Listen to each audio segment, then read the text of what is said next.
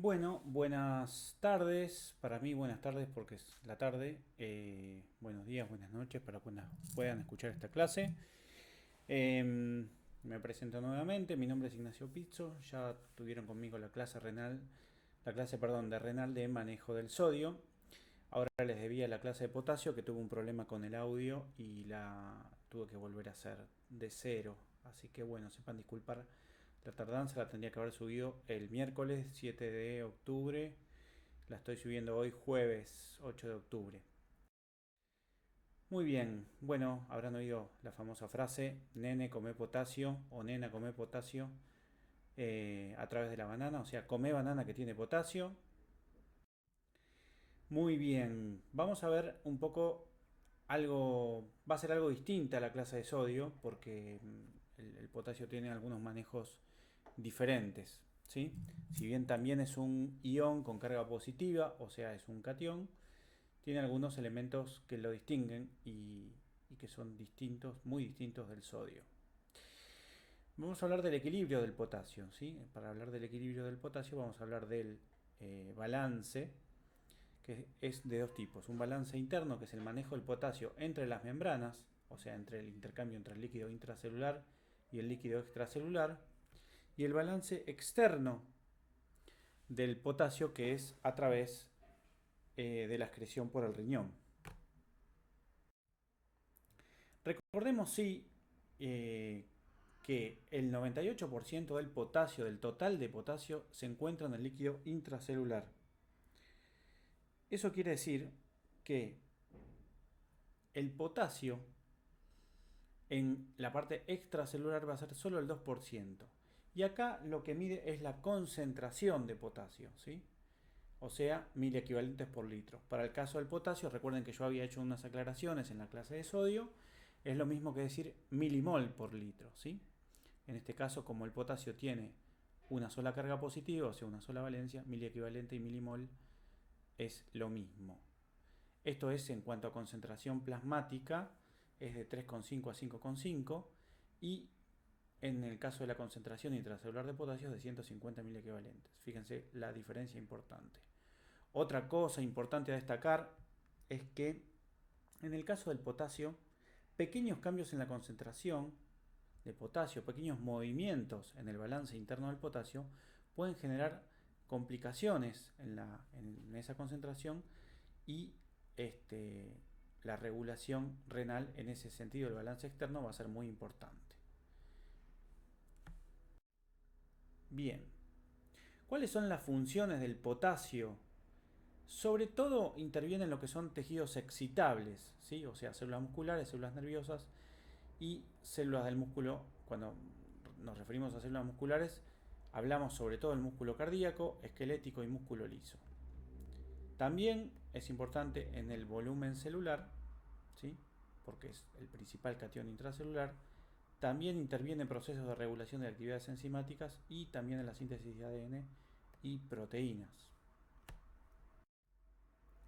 Para esto vamos a presentar, como digamos, es de mi preferencia siempre presentar un tema de fisiología o de anatomía, siempre partiendo desde un caso clínico. Piensen que van a ser médicos o médicas y todas estas cuestiones las van a tener que aplicar a un paciente, ¿sí? Este caso también fue cierto, quizás con algunas variaciones en los nombres y en las edades, pero fue un caso real, ¿sí? Basado en un hecho real, como dicen las películas. Es decir, acá tenemos a Victoria, de 17 años, que concurre a una guardia por un cuadro de palpitaciones que se agrega a debilidad y calambres musculares. Refiere de que desde hace 6 meses se encuentra en tratamiento por obesidad, realiza un plan dietético hipocalórico y está medicada con un preparado magistral cuya composición desconoce. A su ingreso se encuentra ansiosa con disnea, que es la sensación subjetiva de falta de aire. No sé si vieron signos y síntomas, pero seguramente esto lo habrán oído nombrar. En cuanto a su examen físico, los signos vitales presenta una tensión arterial de 170, una frecuencia cardíaca de 110 latidos por minuto y el pulso es irregular. En el laboratorio encontramos un hematocrito de 40, un recuento de glóbulos blancos de 8200, una glucemia de 80, una uremia de 20. Y el ionograma, que es el sodio, el cloro y el potasio, se encuentra de la siguiente forma. El sodio está normal, recuerden que el valor normal era entre 135 y 145 mil equivalentes o milimoles por litro. El cloruro está en 100 mil equivalentes por litro y el potasio se encuentra bajo, 2,9 mil equivalentes por litro. Recuerden que la concentración normal de potasio en sangre es entre 3,5 y 5,5. Los gases en sangre arterial, recuerden que para hacer gases en sangre y que sean, digamos, eficiente esa extracción, tiene que ser sacado de una arteria para justamente ver el estado ácido-base. Encontramos un pH elevado de 7,47. Recordemos que el pH, el valor normal, ya vamos a tener una clase de estado ácido-base, es entre 7,35 y 7,45, así que se encuentra levemente aumentado, con lo cual se habla de alcalosis, o sea, baja concentración de hidrogeniones en sangre. La PO2 es de 98 milímetros de mercurio y la PCO2 es de 30 milímetros de mercurio, está baja. Esto de que está baja no es que precisamente haya una alcalosis respiratoria, sino que lo que sucede cuando hay movimiento de iones es que el bicarbonato se moviliza junto con la PCO2, que acá no tenemos el valor del bicarbonato, pero para el caso no importa tanto. Bueno, una orina de pH con 5, un sodio urinario de 40, un potasio de 30 urinario y un cloruro de 40, todos estos valores son elevados. Y un electrocardiograma, esto sí es importante, con una depresión del segmento CT, si bien tiene ritmo sinusal, como dice aquí, RS es ritmo sinusal, por ahí no se ve acá el cursor, acá estoy señalando. Depresión del segmento ST, recuerden que ustedes ya vieron electrocardiograma en habilidades clínicas y se acordarán lo que es el ST. Tiene una onda U y tiene extrasístoles ventriculares frecuentes. Las extrasístoles son latidos fuera de lugar, ¿sí? Que en este caso aparecen de manera frecuente. Cuando aparecen de manera frecuente hay que preocuparse. Bien, las preguntas que nos hacemos entonces es: ¿cuál podría ser la causa de la hipopotasemia en esta paciente? ¿Cómo relaciona la hipopotasemia con los gases en sangre? ¿Y qué riesgo cardíaco potencial puede prevenirse?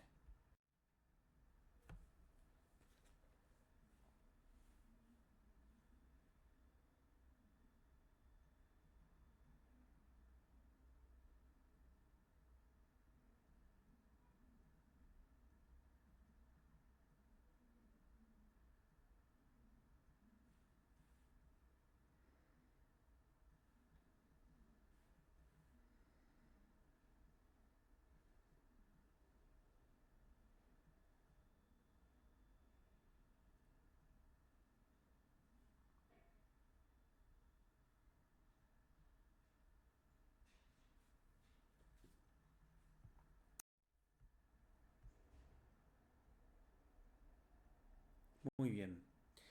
Bueno, en este caso se trata de una hipopotasemia. Esta paciente tenía un valor de 2,9.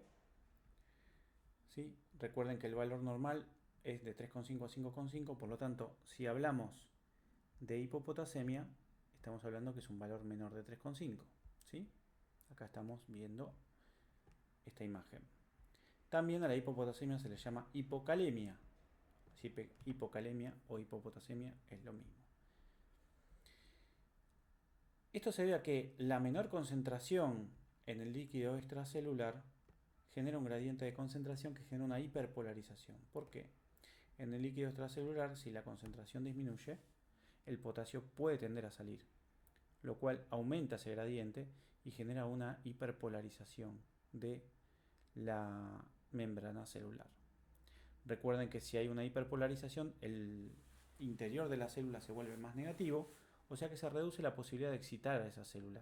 Se reduce la excitabilidad celular y el potencial de reposo se encontraría más lejos del potencial umbral. Si ustedes recuerdan de electrofisiología, cuando hablamos de potencial de acción de la célula miocárdica, necesitábamos estar cerca del potencial umbral para que, una vez llegado al umbral, la célula se despolarice, se pueda generar el impulso eléctrico y por lo tanto, en el caso de la célula cardíaca, generar un luego un impulso mecánico.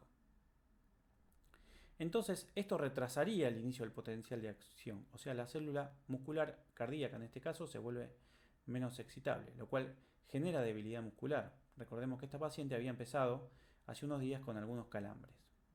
En el caso de las hipopotacemias graves, como podría ser esta paciente que ya se encuentra en riesgo porque tiene palpitaciones, tiene un ritmo cardíaco irregular por muchas extrasístoles y aparte tenía previamente calambres, puede llegar a la parálisis muscular, puede llegar a arritmias e incluso a la muerte.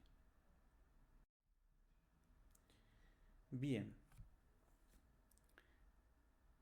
acá vemos los cambios electrocardiográficos, que es un poco con lo que le pasa a nuestra paciente Victoria. Acá tenemos un electrocardiograma normal, recuerden que la onda P acá no se ve, pero es la despolarización de las aurículas. El QRS representa la despolarización ventricular y la onda T era la repolarización. ¿Sí? En este caso, la repolarización, por otro lado, va a estar más aplanada la representación en la onda T, justamente por la falta de potasio. Y también va a haber una onda U, que habitualmente no se ve. Bien, ¿cuáles podrían ser las causas de hipopotasemia? Y acá viene un poco la respuesta a nuestro caso clínico. En general pueden ser causas renales, como diuréticos, como la furosemida. De hecho, se encontró en esta paciente, como les decía, fue un caso que me tocó atender luego de la guardia, ¿sí? Por consultorios. Es una paciente adolescente con algún trastorno de alimentación y que había pasado por múltiples tratamientos para la obesidad y dio con un médico que, bueno, lamentablemente no realizó una buena práctica porque daba unos preparados magistrales que contenían diuréticos. Averiguando los preparados magistrales en la farmacia donde fue realizado, se pidió la composición de dicho preparado y se descubrió que tenía furosemida, que es un diurético de ASA. Recuerden que habíamos nombrado a la furosemida, que era un inhibidor del transporte sodio-potasio 2-cloro que se encuentra justamente en el ASA de Henle, en la rama ascendente gruesa, que lo que hace es inhibir este cotransportador y por lo tanto se elimina tanto potasio como sodio por, por la orina. ¿Sí? Por eso en parte el sodio también en la orina se encuentra aumentado, al igual que el potasio. Hay causas que pueden ser por fallas en el transporte tubular o por fallas del sistema renina-angiotensina-aldosterona. Recuérdense que la aldosterona, si hay por ejemplo un hiperaldosteronismo, por la causa que sea, ya sea primario o secundario, el efecto de la aldosterona era justamente reabsorción de sodio con excreción de potasio. Si hay un hiperaldosteronismo, esta excreción o secreción de potasio se va a ver aumentada y por lo tanto puede ocasionar hipopotasemia. Otra causa pueden ser las causas gastrointestinales por pérdidas a través del sistema digestivo, como pueden ser vómitos y diarrea, y a través de la piel por ejercicio intenso o quemaduras graves.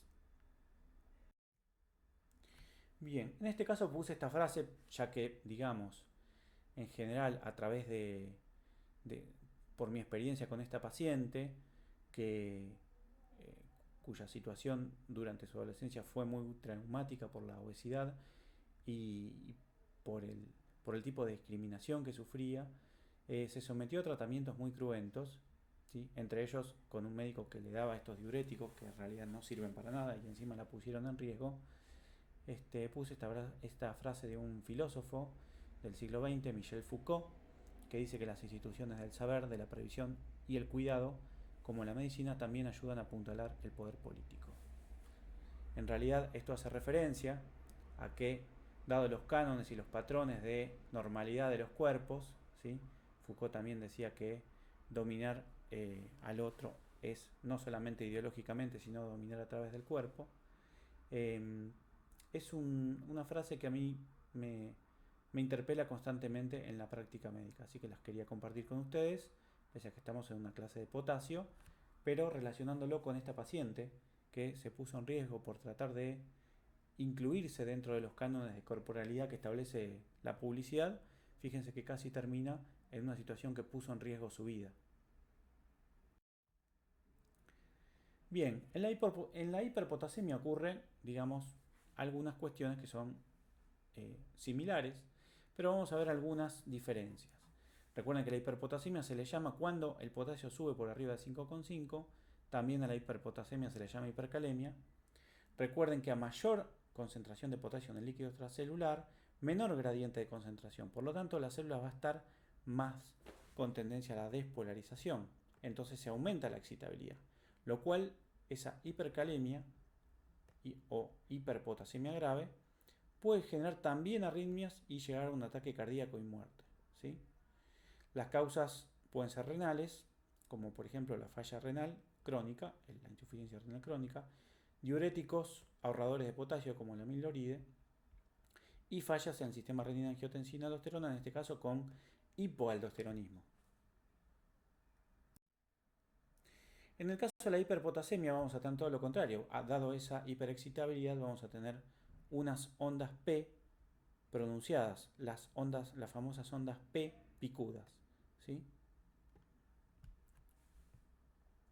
Que pueden llevar a esta arritmia que es muy grave, que es la fibrilación ventricular. Muy bien, yo les había hablado entonces que había dos tipos de balance o equilibrio del potasio, un balance interno y un balance externo. El balance externo es aquel entre justamente el exterior y el líquido extracelular y los riñones. Se da principalmente por el aporte de potasio a nivel gastrointestinal, que se absorbe y luego va al líquido extracelular. Y por otro lado, ahora voy a tratar de usar el cursor, a ver si lo encuentro, porque es un problema. Puntero láser. Bien. Yo les había dicho entonces que en parte en la dieta se absorbe en el intestino más o menos 90 milimol por día de potasio, de los cuales pasan al líquido extracelular, o sea el plasma, 4,5 milimoles, que es la concentración, ¿no? Milimolar. 4,5 miliequivalentes por litro o milimolar es lo mismo. Parte de ese potasio gastrointestinal se elimina por las heces, ¿sí? Luego de estos 100 milimoles por día que ingresan de potasio, ahora voy a tratar de ver si puedo dibujárselos en rojo con mi lápiz electrónico, ¿sí? 10 se eliminaron por las heces, 90 se absorbieron, ¿sí? En el intestino. La concentración de líquido extracelular se mantiene estable de 3,5 a 5,5, promedio 4,5 miliequivalentes por litro. Bien. Luego, parte de este potasio absorbido va a ir al riñón y acá lo que va a ocurrirle al potasio va a ser que primero se filtra, luego se reabsorbe y parte de eso se va a secretar según necesidad. Finalmente se va a terminar eliminando, excretando en la orina 90 milimol por día. O sea, ingresaron 100, 10 se fueron por las heces y 90 por la orina. En este caso el balance es neutro. En cuanto al balance interno, se refiere al balance entre membranas, o sea, balance entre las células y el líquido extracelular, o sea, balance entre el medio intracelular y extracelular, que es el plasma, ¿sí? Recordemos que el 98% del potasio se encuentra dentro de las células, que es células, músculo, hígado, hueso y glóbulos rojos, sobre todo músculo. Todos los músculos, incluido el músculo cardíaco.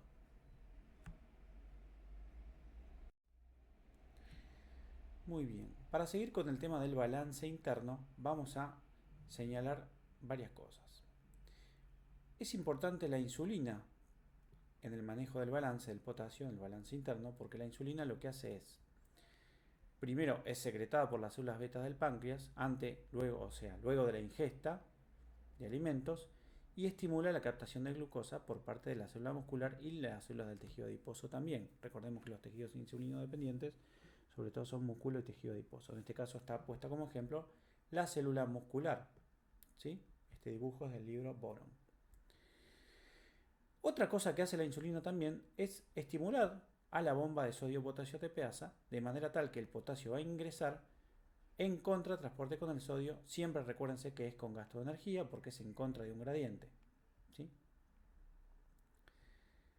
Por otro lado, lo que va a hacer la insulina, o sea, es unirse a su receptor y estimular todo este mecanismo para el ingreso de glucosa y para el gasto de energía y estimular la expresión de la bomba sodio-potasio ATPasa dentro de la membrana de la célula muscular. En el caso de la aldosterona, lo que va a hacer, entre otras cosas, recuerden que la aldosterona tiene su receptor dentro del citoplasma celular y lo que va a hacer también es estimular la sodio-potasio ATPasa. Y hay otro elemento importante, acá ya señalamos la aldosterona, ahora vamos a señalar la adrenalina, o sea las catecolaminas, epinefrina y norepinefrina, van a estimular un receptor que lo que va a hacer por una vía de AMP cíclico, estimular también la expresión en la membrana de la sodio-potasio ATPasa. Finalmente lo que va a terminar ocurriendo es que el potasio sea captado por la célula, o sea que ante un aumento de la ingesta de potasio, la célula lo que va a hacer es captar potasio a través de estos mecanismos que les dije. ¿Cuáles son esos mecanismos? Repito, la insulina, la aldosterona y la adrenalina por estas vías que les señalé. La insulina por medio de la estimulación de la ATPasa y también hace ingresar glucosa. La aldosterona, ¿sí?, que tiene su receptor dentro del citoplasma y genera también estímulo de la sodio-potasio ATPasa. Y por último, las catecolaminas secretadas por la glándula suprarrenal, la médula de la glándula suprarrenal, que lo que va a hacer es estimular por medio de una vía AMP cíclico dependiente también la expresión de la sodio-potasio ATPasa de manera tal que se gasta energía para captar potasio en intercambio con sodio. Y por lo tanto va a ocurrir lo que dice acá, que es el aumento intracelular del potasio. Todo esto ocurre cuando la concentración de potasio plasmática aumenta. Bien, finalmente les quería transmitir lo que ocurre en el caso de nuestra paciente, donde la acidosis es donde se aumenta por aumento de la producción de ácidos inorgánicos. Y hago esta aclaración porque durante la producción de ácidos orgánicos no ocurre exactamente esto con el potasio. No necesariamente va a ocurrir un aumento del potasio, pero en general cuando hay un aumento de la concentración de hidrogeniones, o sea una disminución del pH, lo que va a terminar ocurriendo es una hiperpotasemia porque el potasio tiende a salir de la célula en intercambio con el protón, que está en elevada concentración en el extracelular y va a tratar de entrar a la célula. Lo contrario va a ocurrir en la alcalosis, o sea, lo que le ocurrió a nuestra paciente. ¿Qué va a ocurrir? Disminuye la concentración de hidrogeniones, o sea, aumenta el pH. Por lo tanto, el potasio va a tender a entrar a la célula en intercambio con los protones que van a salir de la célula para tratar de compensar esa falta de protones en el extracelular. Y acá tienen el dibujo presente en el borón.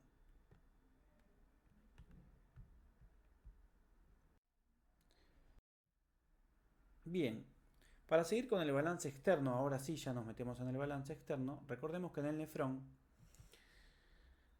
el potasio, así como el sodio y otros iones que no se unen a proteínas plasmáticas, se filtran libremente por la barrera de filtrado glomerular. Pero ese líquido de filtrado va a sufrir modificaciones ya a nivel del túbulo proximal. Recordemos que así como en el túbulo contorneado proximal se absorbe el 67% del sodio filtrado, con el potasio pasa lo mismo, se reabsorbe 67% a nivel del túbulo proximal. En la rama ascendente gruesa no tenemos mucho cambio respecto de lo que ocurría con el sodio, porque recuerden que allí se encuentra el transportador sodio-potasio 2-cloro, este cotransportador era inhibible por furosemida, y aquí se reabsorbe más o menos el 20% del potasio filtrado.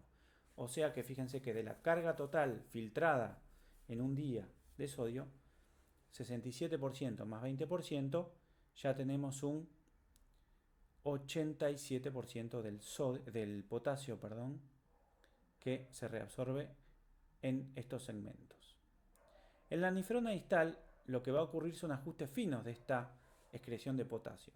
Se va a reabsorber o se va a secretar según los cambios en la dieta o en la concentración plasmática.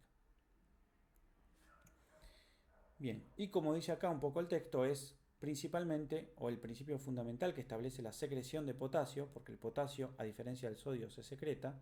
Recuerden que el sodio fundamentalmente se filtra, se reabsorbe y se excreta muy poca cantidad. Recordemos que era un 0,4% de la carga filtrada, lo que se terminaba eliminando por orina, o sea, la carga excretada. Era muy bajita la carga excretada. Recordemos que tiene que ser un balance neutro del sodio. En el potasio pasa lo mismo, ¿sí? La diferencia es que el potasio en estas nefronas, en estos segmentos de la nefrona, los segmentos distales, se puede secretar. Bien, acá tienen un dibujo del panorama general de la nefrona, donde hay un 67% que se reabsorbe en el túbulo proximal, un 20% en el asa de Henle, en la rama ascendente gruesa, y en el caso de que haya una dieta pobre en potasio, es el único momento donde en los segmentos distales de la nefrona se va a reabsorber potasio. En cambio, puede haber una secreción si hay un exceso en potasio en la dieta, si hay un aumento de la aldosterona, si hay una acidez, ¿sí?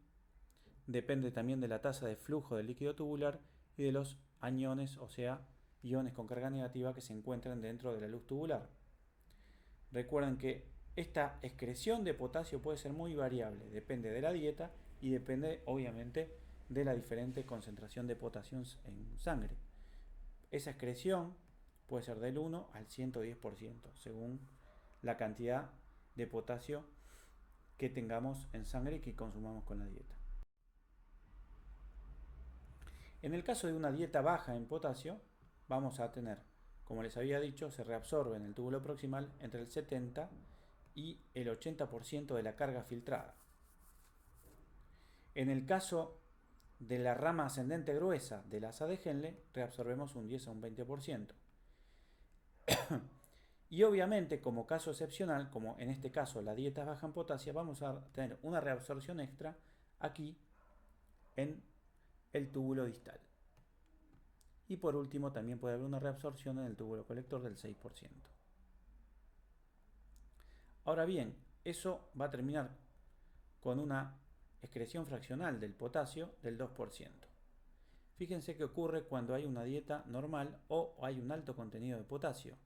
La diferencia la marca sobre todo en el segmento distal, o sea que, como decía anteriormente, los segmentos distales de la nefrona son los que se van a encargar del ajuste fino, o sea, de la secreción del potasio. Fíjense que cuando hay potasio bajo, obviamente no se secreta, cuando hay potasio bajo en cuanto a la dieta, digo, ¿no? Y en el caso de que haya un alto valor o alto contenido de potasio en la dieta, se va a secretar potasio para tratar de eliminarlo, terminando en una excreción fraccional, o sea, aumenta la carga excretada en un 10 a un 150%. ¿Sí? Una aclaración importante, cuando hablamos de carga filtrada, hablamos de la carga total de un soluto, o sea, de valores absolutos, ¿sí? Ya sea para el sodio o para el potasio. Eso es cuando hablamos de carga filtrada, la cantidad de sodio o de potasio o de cualquier sustancia que se filtre. Cuando hablamos de carga reabsorbida es lo mismo. Ahora bien, cuando hablamos de porcentajes, estamos hablando de un porcentaje de esa carga, ¿sí? En este caso estamos hablando de excreción fraccional, ¿sí? En este caso está aumentada y en este caso esa excreción fraccional va a estar disminuida, ¿sí? Bien, la reabsorción de potasio va a ocurrir en el túbulo proximal por mecanismos paracelulares, ¿sí? Porque recuerden que siempre esta reabsorción en el túbulo proximal, cuando se reabsorbía sodio, teníamos una reabsorción que era isotónica con el plasma, o sea que también se reabsorbe sodio, se reabsorbe agua y también se reabsorbe potasio por vía paracelular, ¿sí? Este potasio que ingresa por la sodio-potasio ATPasa a través de la membrana base lateral, luego parte de ese potasio es eliminado al lumen nuevamente, lo cual puede hacer que aumente el potasio en el líquido tubular.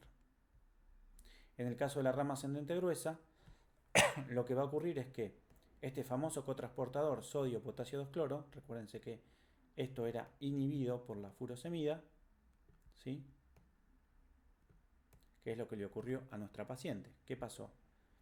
Le dieron furosemida de manera en un preparado magistral, y esa furosemida inhibió este cotransportador. Por lo tanto, no se reabsorbió sodio, no se reabsorbió potasio y no se reabsorbió cloruro. ¿Eso qué hace? Que en la orina, obviamente, tanto el sodio como el potasio y el cloruro aumenten, ¿sí? Con el agravante de que produce hipopotasemia, ¿sí? Y esa hipopotasemia podría haber llegado a la muerte a nuestra paciente.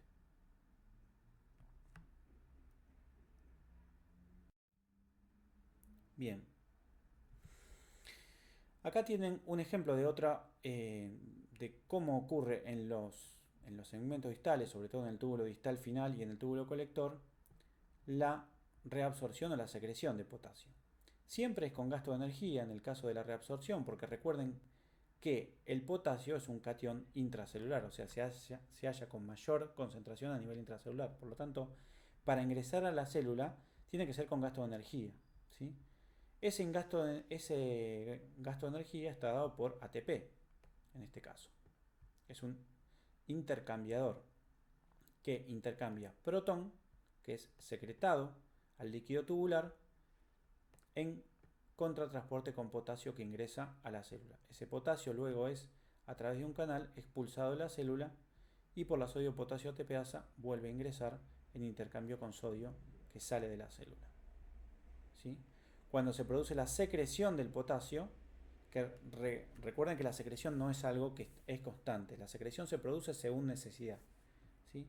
Y de eso se encargan las células principales del túbulo distal final y del túbulo colector. Son células especializadas dentro de la nefrona que se van a encargar de ingresar sodio y secretar potasio. Recuerden que acá actúa la aldosterona.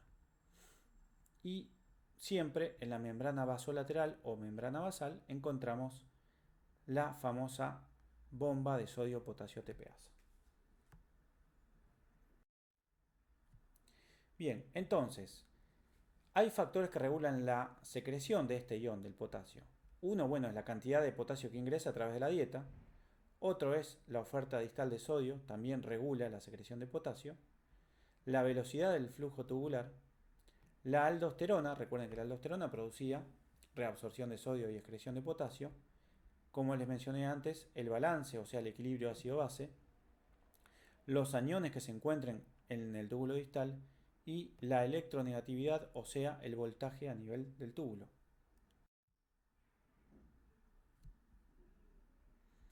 Este es un poco el mecanismo por el cual la célula intercalar alfa reabsorbe el potasio, ¿sí? En intercambio con protón. Recuerden que también hay una secreción extra de protón por este lado. Y este es el caso de la célula principal, que es la que se encarga de secretar potasio. Recuerden que este mecanismo es estimulado por aldosterona, ¿sí? ¿Cuáles son entonces los determinantes de la secreción de potasio? Nuevamente, la actividad de la sodio-potasio ATPasa, la concentración de potasio intracelular, el gradiente electroquímico y el potencial de la membrana apical. Acá vamos a tener en este cuadro que se aumenta la secreción de potasio cuando hay una dieta rica en potasio, cuando hay un hiperaldosteronismo, o sea, un aumento por la causa que sea de la secreción de aldosterona, una alcalosis, como tenía nuestra paciente, los diuréticos tiacídicos en menor medida, los diuréticos de asa en gran medida y en exceso, obviamente, y los aniones, o sea, los iones con carga negativa que se encuentran dentro del túbulo. En el caso de las causas que disminuyen la secreción de potasio, ¿sí?, por parte de las células principales, recuerden, y esto es muy importante, las células que se encargan de la secreción de potasio son solamente las células principales, ¿sí? Y no es todo el tiempo, solamente ante necesidad secretan potasio. Y de hecho disminuyen la secreción cuando hay una dieta pobre en potasio, justamente porque tienen que secretar menos para tratar de retener potasio, cuando hay un hipoaldosteronismo, cuando hay acidosis y cuando hay diuréticos ahorradores de potasio, obviamente. Por ejemplo, les había dado el ejemplo del amiloride. Para finalizar les dejo este texto que en realidad dice lo mismo que veníamos diciendo, donde en el caso de la excreción de potasio es muy variable, va a aumentar según la cantidad de potasio que yo ingiera en la dieta y según las otras variables que les conté. Es decir, que un aumento del flujo del líquido tubular va a estimular la secreción de potasio. Una disminución de flujo del líquido tubular va a inhibir la secreción de potasio. Para el caso de la concentración de sodio en el líquido del túbulo, van a ver que el aumento de la concentración de sodio en el líquido del túbulo, o sea, en lo que va a ser después la orina, va a estimular la secreción de potasio, como le ocurrió a nuestra paciente, ¿sí? Que tenía un sodio alto y un potasio alto en la orina, pero tenía un potasio bajo en sangre. En el caso de que la concentración de sodio en el líquido tubular disminuya, también se va a inhibir la secreción de potasio. Para ver qué pasa con la concentración de potasio en plasma, si hay un aumento de la concentración de potasio en plasma, o sea, una hiperpotasemia, obviamente que el riñón va a tratar de sacarlo, estimulando la secreción de potasio. En el caso que haya una disminución de la concentración plasmática de potasio en plasma, o sea, una hipocalemia o una hipopotasemia, como quieran llamarle, esto va a inhibir la secreción de potasio a nivel de las nefronas distales. Como ya les mencioné anteriormente, la alcalosis, ¿sí?, en algunos casos, no en todos, esto después lo vamos a ver con ácido base, va a aumentar la secreción de potasio. Recordemos que en nuestra paciente teníamos una hipopotasemia con una alcalosis. En el caso de que haya acidosis, lo que va a haber es una disminución de la secreción de potasio, ¿sí? El potasio se encuentra elevado en plasma. Y la aldosterona y la hormona antidiurética lo que hacen es aumentar la secreción de potasio. Bien, gracias por su atención.